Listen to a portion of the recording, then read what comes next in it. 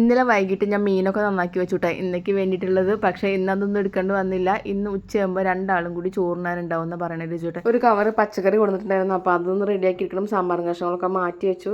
അപ്പോൾ പിന്നെ രചുവേട്ടൻ അവരെ വിളിക്കാനായിട്ട് പോയിട്ട് ഞാൻ ചോറിന് സമയത്ത് അവരായിട്ട് വരുള്ളൂ. കുറച്ച് മാങ്ങയും പൊട്ടിച്ച് തന്നിട്ടുണ്ടായിരുന്നു. പരിപ്പും സാമ്പാറിൻ്റെ കഷ്ണങ്ങളൊക്കെ കൂടിയിട്ട് ഞാൻ കുക്കറിൽ വെച്ചു. ഒരു കഷ്ണം കായം കൂടി ഇട്ടിട്ടുണ്ടായിരുന്നു. അതും കൂടി കുക്കറിൽ വെച്ചു. അത് അവിടെ ഇരുന്ന് വേവട്ടെ.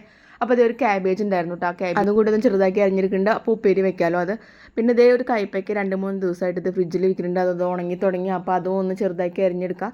അതൊരു മീൻകറി പോലെ വെക്കാമല്ലോ എന്ന് വിചാരിച്ചു കേട്ടോ. പച്ചക്കറി ആകുമ്പോൾ എന്തെങ്കിലും അച്ചാറ് ഇഞ്ചിക്കറി ഉണ്ടെങ്കിൽ നമുക്ക് സമാധാനം. അച്ചാറൊന്നുമില്ല. ഫ്രിഡ്ജിൽ കുറച്ച് ഇഞ്ചിക്കറി ഉണ്ട് തോന്നുന്നു. അതൊന്ന് നോക്കിയെടുക്കണം. പിന്നെ ഇതേ സാമ്പാറിൻ്റെ കഷ്ണങ്ങളൊക്കെ വെന്തിട്ടുണ്ട്. അപ്പോൾ മുരിങ്ങക്കായ, വെണ്ടക്കായ, അതുപോലെ വഴുതനങ്ങ ഒക്കെ ഒന്ന് വെളിച്ചെണ്ണയിൽ വാട്ടി കുറച്ച് സാമ്പാർ പൊടി ഇട്ടു.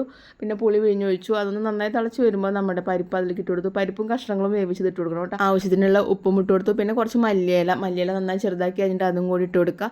അപ്പോൾ പിന്നെ നമ്മുടെ സാമ്പാർ റെഡി ആയിട്ടുണ്ട്. അതിൽ കടുക് ഒഴിച്ചു. വേഗം തന്നെ മൂടി വയ്ക്കുക കേട്ടോ. ഇങ്ങനെ സാമ്പാർ വെച്ചാലായിട്ട് നല്ല ടേസ്റ്റാണ്. കുറച്ച് ദിവസമായിട്ട് സാമ്പാർ ഇങ്ങനെയാണ് കേട്ടോ വെക്കാറ്. ടേസ്റ്റ് ഉണ്ട്. ഒന്ന് മാറ്റി പിടിച്ച് നോക്കിയതാണ്. എല്ലാവർക്കും ഇഷ്ടമായി. പിന്നെ ഇങ്ങനെയാണ് വെക്കാറ് കേട്ടോ.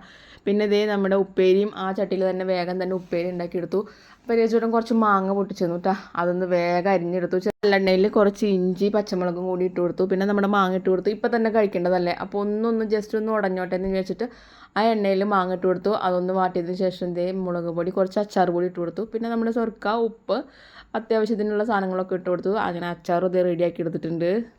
പിന്നെ നമ്മുടെ കയ്പ്പയ്ക്ക ഒന്ന് ജസ്റ്റ് ഒന്ന് ഫ്രൈ ചെയ്തെടുക്കുക. എന്നിട്ട് നമ്മുടെ സവാളയൊക്കെ വാട്ടിയിട്ട് ഒരു മീൻകറി വെക്കുന്ന പോലെ നല്ല കട്ടിയിൽ വെച്ചെടുക്കുക. പാക്കറ്റ് തൈരും കൂടിയിട്ടുണ്ടായിരുന്നു കവറിൽ. അപ്പോൾ അതെടുത്തിട്ട് പെട്ടെന്ന് ഒരു സവാള 2-3 പച്ചമുളക് അതുപോലെ ഉപ്പൊക്കെ ഇട്ട് എടുത്തിട്ട് അതൊന്ന് ശരിയാക്കി എടുത്തു. ചോറിന് നന്നായിട്ട് ഇല മുറിക്കണോ എന്ന് ആലോചിച്ച് നിന്ന് കുറച്ച് നേരം. വേണ്ട, അത്രയധികം കറികളൊന്നുമില്ല. ഒരു വലിയ പ്ലേറ്റ് കാണണം ഇവിടെ. അപ്പോൾ ആ പ്ലേറ്റ് ഒന്ന് തപ്പിയെടുത്തു കേട്ടോ.